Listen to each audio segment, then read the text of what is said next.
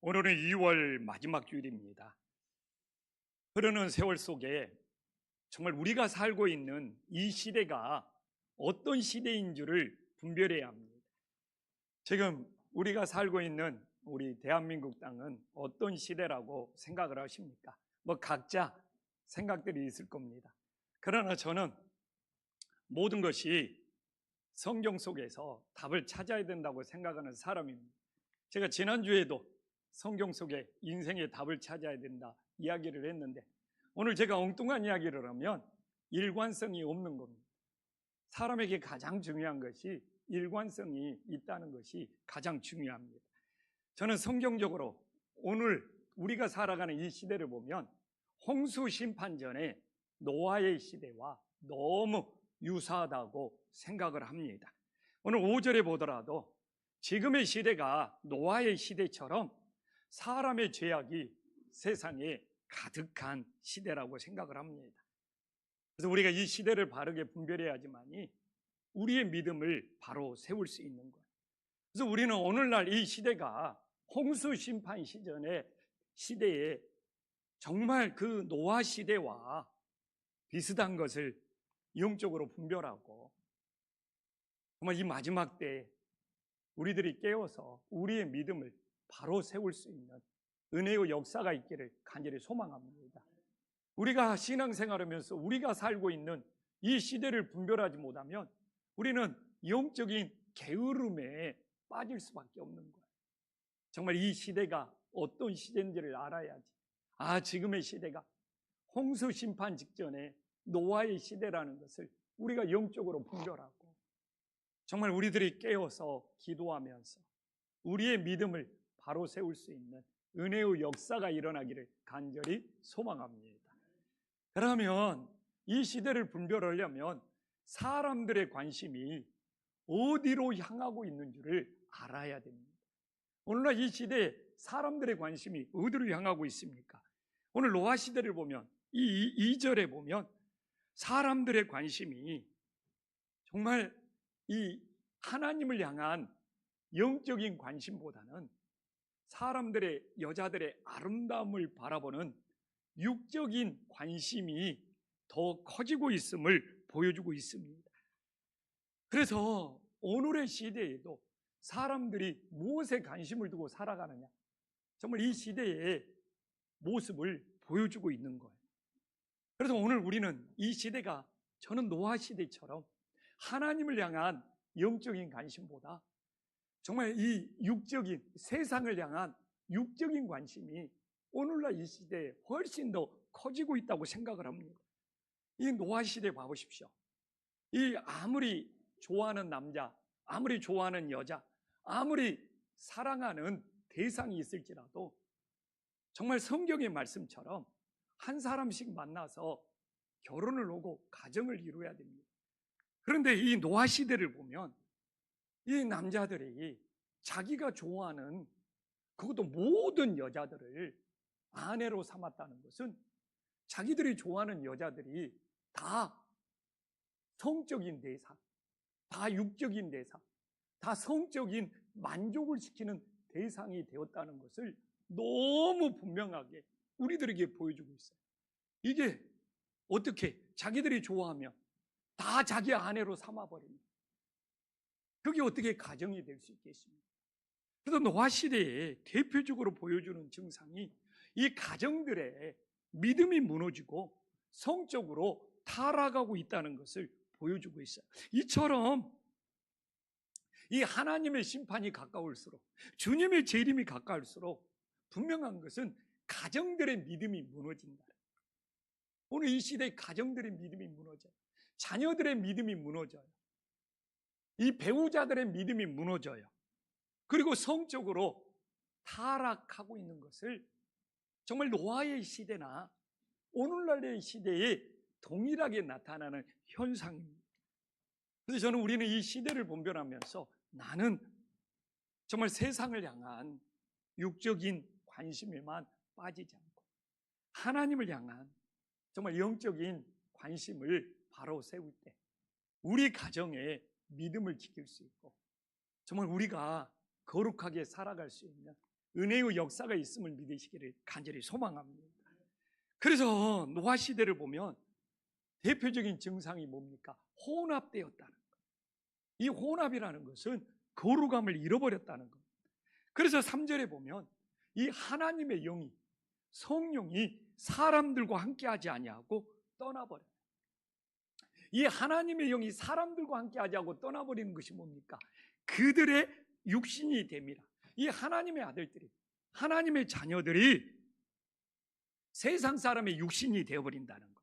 이거 뭡니까? 세상 사람과 혼합되어서 거룩함을 잃어버리고 육신의 만족을 위해서 살아간다는 거예요. 그래서 하나님의 아들들이 하나님의 자녀답게 살아야 되는데 세상 사람들과 혼합되니까 거룩함을 잃어버리고 육신의 만족을 위해서 사니까 하나님의 영이, 성령이 떠난다는 것을 우리들에게 보여주고 있습니다. 우리가 하나님의 자녀들이 거룩하게 산다는 것이 무엇입니까? 성령이 함께해야 됩니다.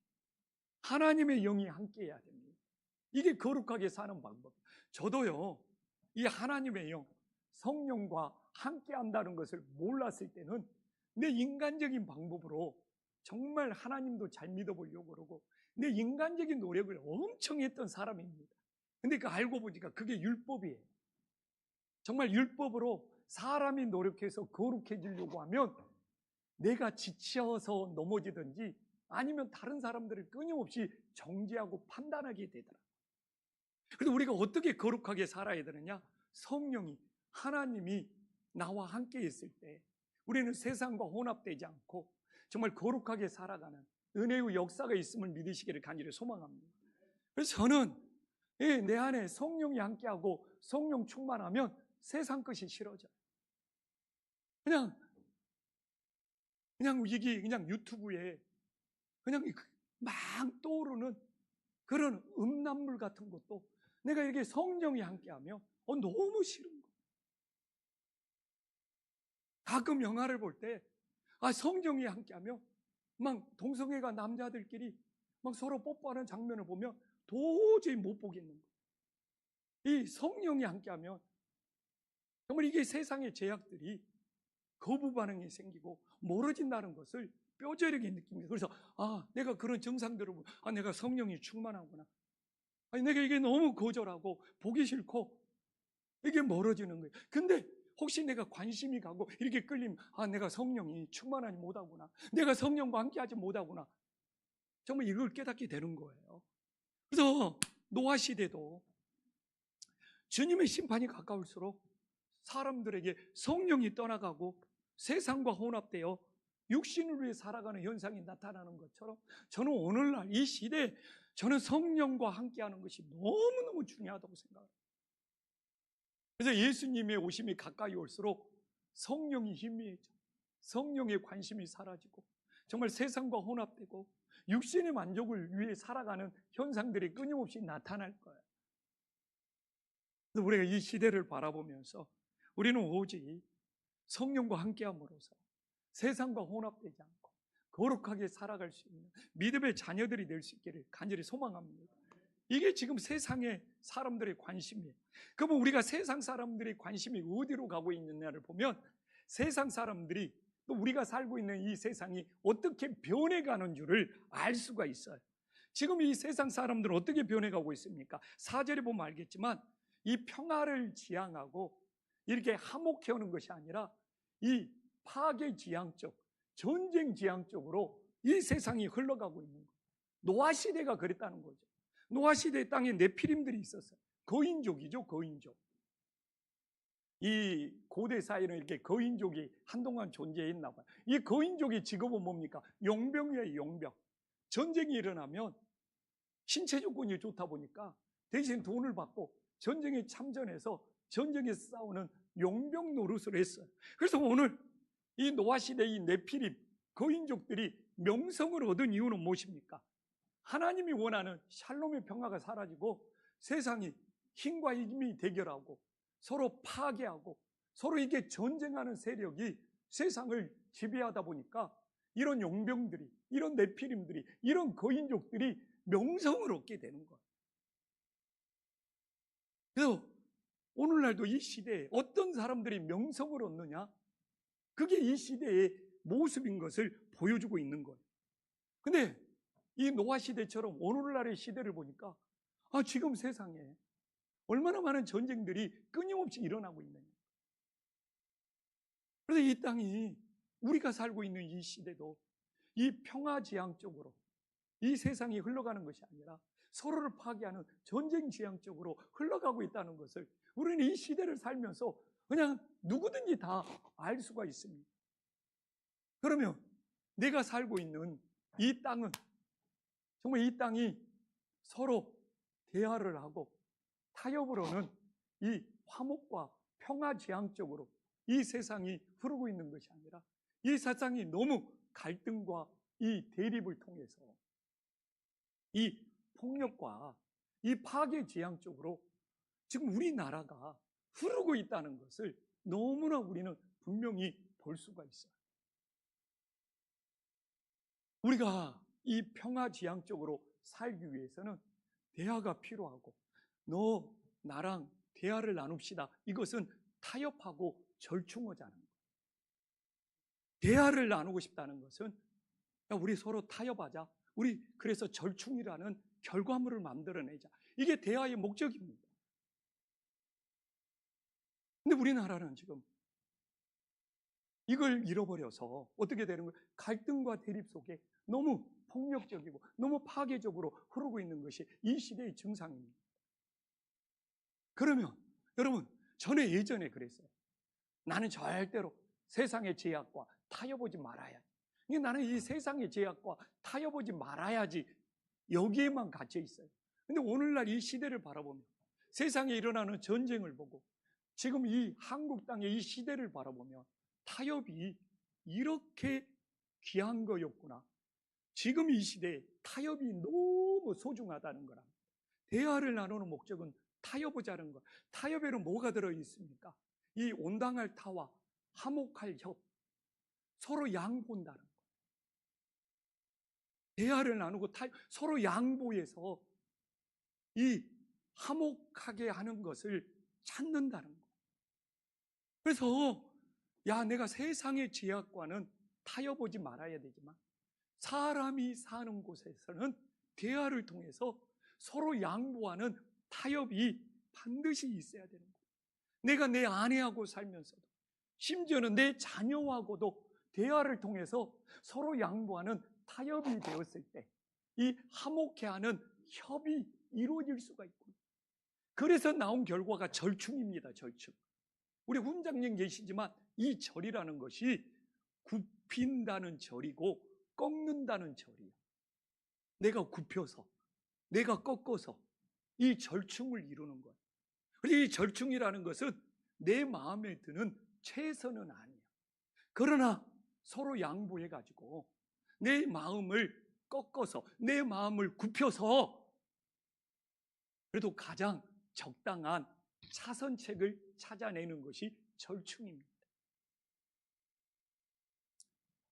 그래서 사람이 모인 곳에는 반드시 대화를 해야 되고, 그 대화는 서로 양보하는 타협이 이루어져야 되고, 서로 양보하는 타협을 통해서 내 자신 것을 정말 굽히고 내 자신 것을 꺾어서 최선은 아니더라도 적절한 차선책의 절충이 이루어져야지.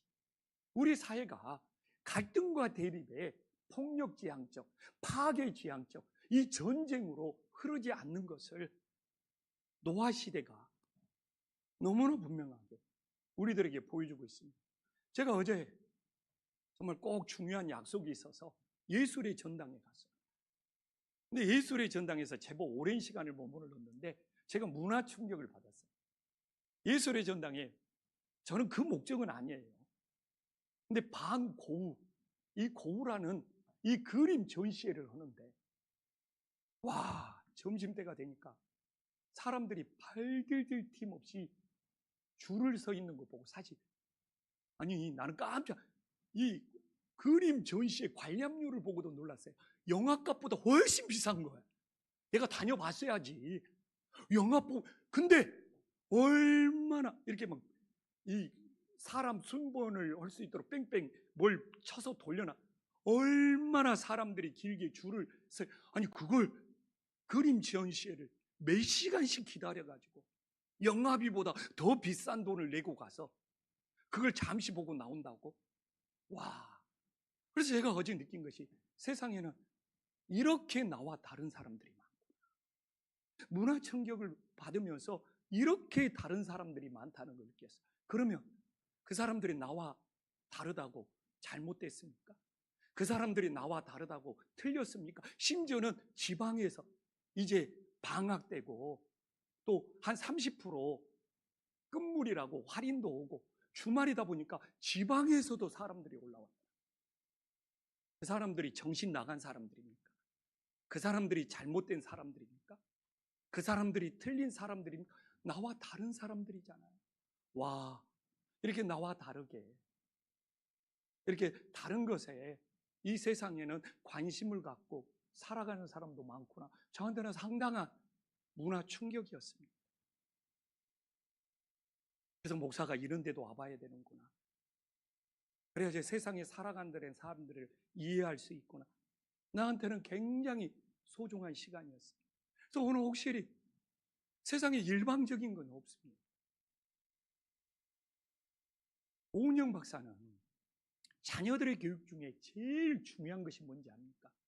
이 요하보 유치부 시절을 겪는 자녀들에게 제일 중요한 것이 오은영 박사는 안 되는 것을 가르쳐 줘야 됩니다.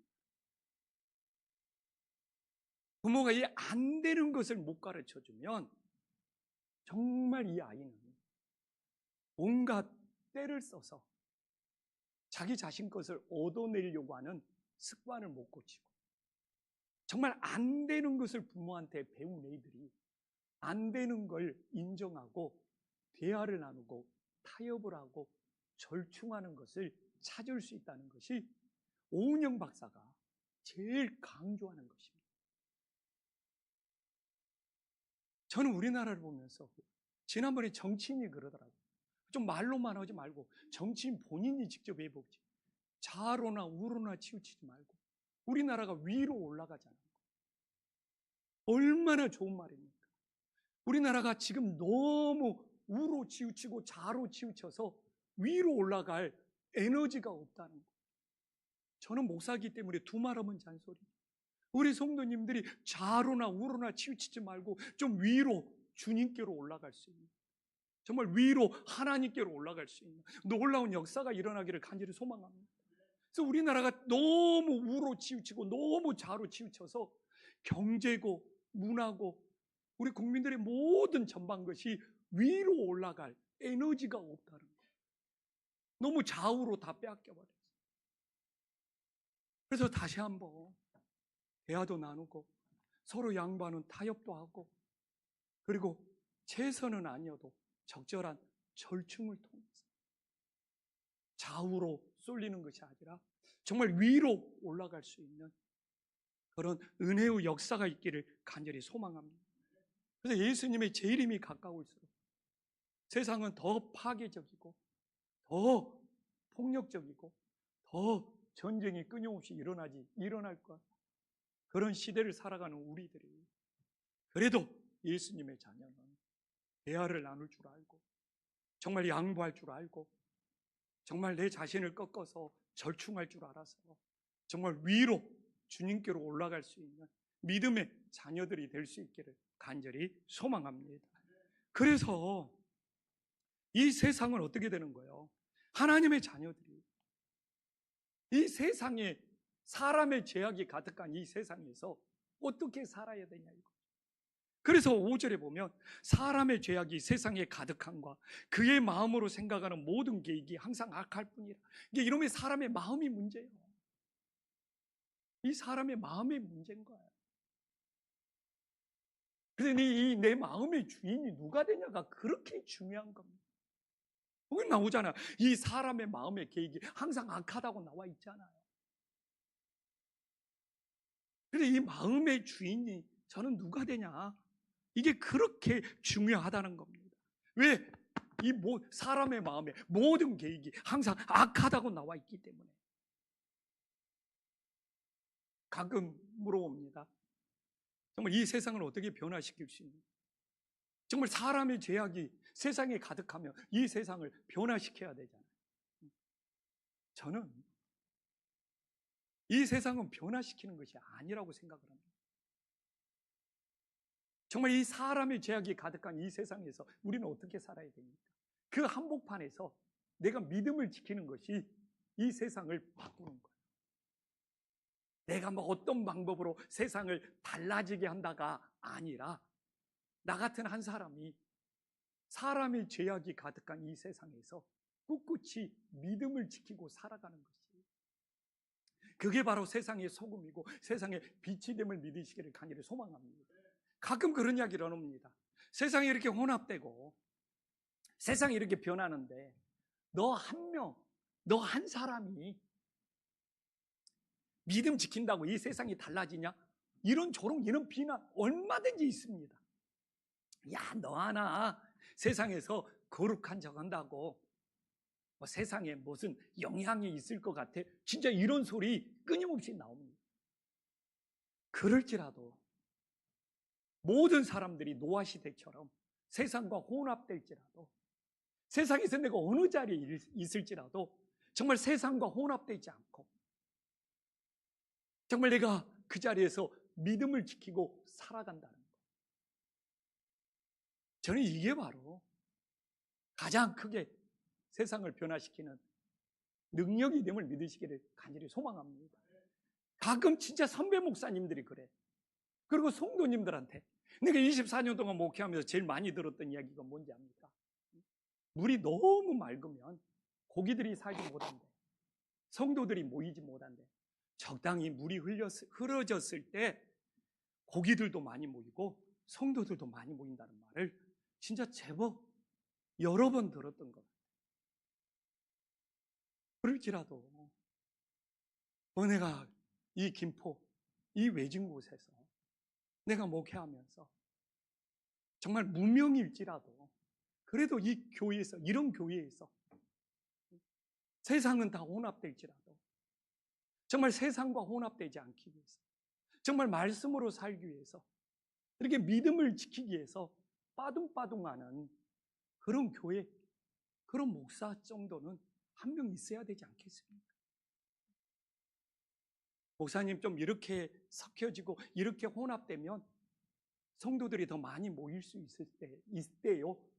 그런 말들이 흘러나올지라도, 그래도 외진 곳에 있을지라도 한번 말씀으로 목회해보고 싶고 끝까지 하나님 앞에 올바르게 해보고 싶은, 끝까지 재정이라도 투명해보고 싶은, 그렇게 빠둥빠둥하는 그런 목회자, 그런 교회라도 이 세상에 하나 남아있어야 되지 않습니까? 내가 무슨 대단한 종, 능력의 종은 아니지. 저한테 얼마나 큰 기대를 하십니까? 저도 죄인 중에 한 사람입니다.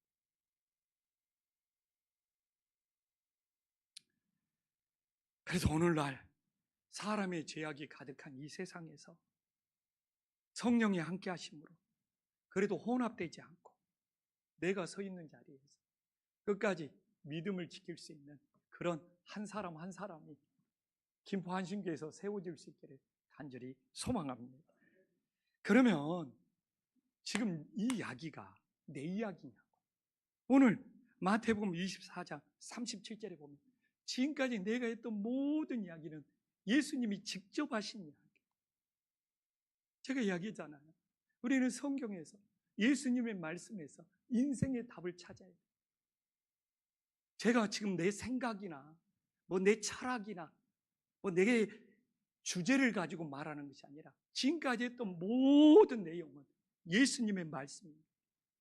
그래서 예수님께서 노아의 때와 같이 인자의 임함도 예수님이 재림하는 시기가 그러하리라. 너무 똑같은 시대가 된다는 것을 내가 지금 외치고 있는 것이 아니라 예수님이 성경 말씀을 통하여 우리들에게 전해주고 있는 거예요. 그래서 어떻게 말하고 있습니까? 24장 38절에 보면 이 노아 시대의 사람들이 방주에 들어가 내일 지금 세상이 멸망하는데 사람들이 먹고 마시고 장가들고 시집가고 있었다고 말하고 있잖아요. 무슨 이야기입니까? 노아의 시대나 지금의 시대가 땅의 것만 행하고 있으면서 하늘의 것을 하지 않는다는 이야기. 이게 지금 땅의 것을 하지 말라는 이야기가 아니에요. 진짜 세상이 내일 멸망할지라도 우리는 먹고 마시고 땅의 것을 해야 돼. 근데 하늘의 것에 대해서 전혀 관심이 없고,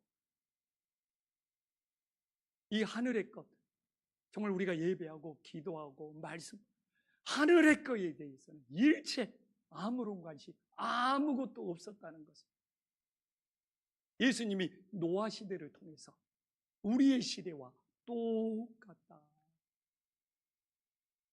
그래서 오늘날도 사람들이 정말 얼마나 요새 맛집을 잘 다닙니까?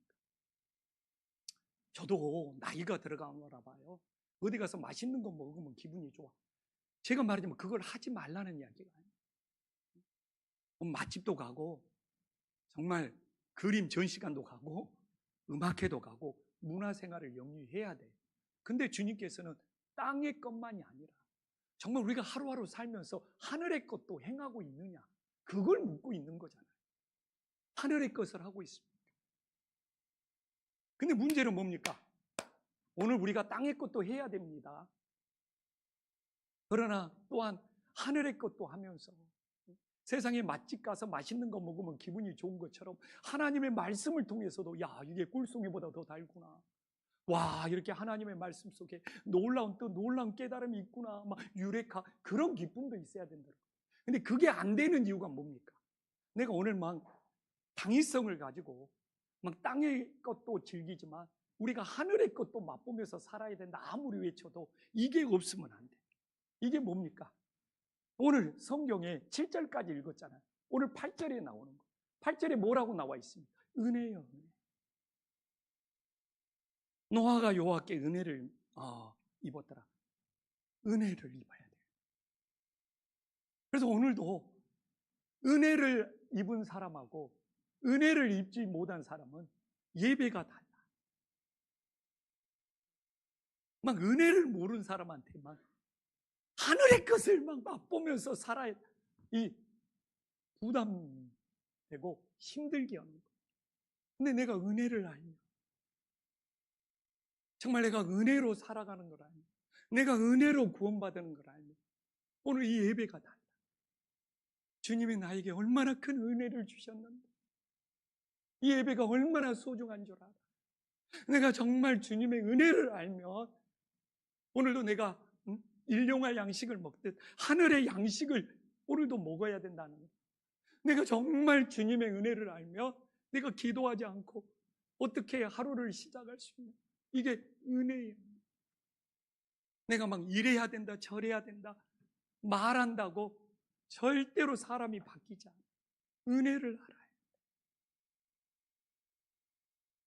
그래서 나는 노아처럼 은혜를 아는 자.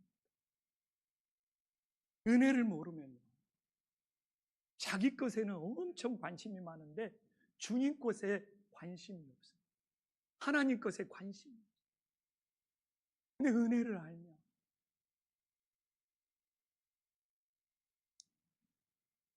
저도 그런 느낌을 가져요. 목회를 하면서 내가 어떻게 견딜 수 있냐? 목회를 하면서 내가 어떻게 모든 일을 감당할 수 있느냐? 은혜 때문에. 주님이 나에게 얼마나 크신 은혜를 주셨는데 제가 어떻게 불평할 수 있어요? 제가 어떻게 원망할 수 있어요? 내가 주님의 은혜를 얼마나 크게 받았는데 모든 것이 주님이 주신 감사죠. 감사. 은혜를 모르면 신앙생활하면서도 입에서 불평이, 원망이 떠나지 않습니다. 내 마음에 안 들면 모든 것이 불평. 그러나 은혜를 알면, 노아처럼 은혜를 알면 주님이 나에게 어떤 은혜를 주셨는지, 주님이 나에게 얼마나 크신 은혜를 주셨는지, 하늘의 것을 하지 않을 수가 없는 것이죠. 그래서 오늘날 우리가 하나님이 주신 은혜가 얼마나 큰지를 알고 땅의 것 매일매일 해야 됩니다. 그것과 함께 하늘의 것도 행하며 살아갈 수 있는 믿음의 자녀들이 될 수 있기를 간절히 소망합니다. 또한 예수님의 말씀이에요. 마태복음 24장 39절 예수님의 말씀이잖아요. 예수님이 너무 지금의 때를 노아 홍수 때와 너무 같이 비교하고 있잖아요. 홍수가 나서 그들을 다 멸하기까지 깨닫지 못하니 인자의 임함도 이와 같으리라. 너무 분명히, 아니 앞절에서도 반복하고 있고 또 반복하고 있잖아요. 그래서 이 깨닫는 것이 그렇게 중요한 거예요. 주님의 심판을 깨닫지 못하는 이유가 뭔지 압니까? 땅의 것만 집착해서 자신의 죄를 깨닫지 못해요. 이게 참 영적인 심리. 자신의 죄를 깨닫지 못한 사람은 주님의 심판을 깨닫지 못해요. 자신의 죄를 깨닫는 사람은 진심으로 회개하고 주님의 심판이 있다는 것을 깨달아요. 이 자신의 죄가 있다는 것을 깨달은 사람이 주님의 심판이 있다는 걸 깨닫고 진심으로 회개하게 되는 거예요. 근데 땅의 것만 집착하며 살면서 자신의 죄를 깨닫지 못한 사람은 주님의 심판을 깨달을래야 깨달을 수가 없는 거예요. 이게 영적인 신비. 옆 사람하고 인사 한번 나누겠습니다. 당신은 당신의 죄를 깨달았습니까? 진짜 중요합니다. 정말 당신은 당신의 죄를 깨달았습니까? 이걸 깨달으면 주님의 심판을 깨닫고 진심으로 회개한다니까.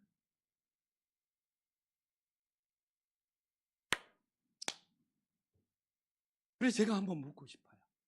죄를 짓는 것과 지은 죄를 깨닫는 것, 둘 다 문제죠. 근데 어느 것이 더 큰 문제입니까? 죄를 짓는 것과 지은 죄를 깨닫는 것, 어느 것이 더 큰 문제입니까? 둘 다 문제지만 지은 죄를 깨닫지 못하는 것이 훨씬 큰 죄예요. 이것도 제 이야기 아닙니다. 시편 봐볼까요?